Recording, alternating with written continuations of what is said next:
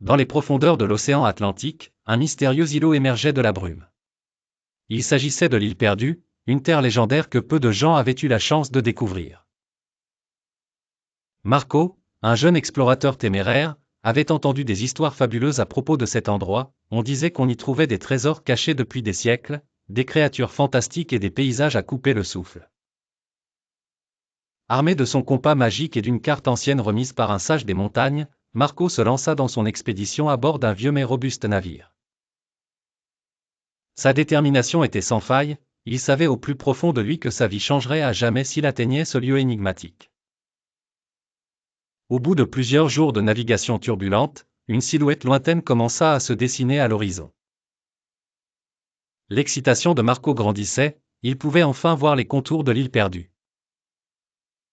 À son approche, il réalisa que l'île ressemblait à une vaste coupole verdoyante, parsemée de montagnes imposantes et de cascades scintillantes.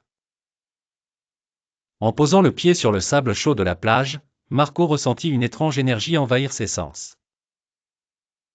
Il marcha avec précaution à travers une forêt dense, où des oiseaux tropicaux chantaient sur son passage, guidant ses pas vers le cœur de l'île.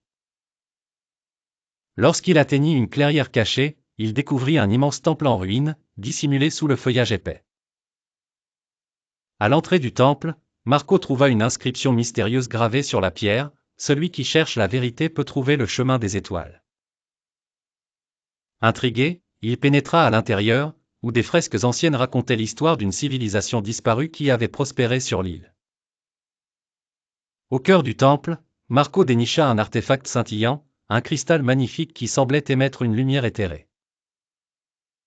Au moment où il le toucha, une vision extraordinaire lui apparut. Il se vit parcourant d'autres mondes, découvrant davantage d'aventures et de merveilles cachées au-delà de son imagination.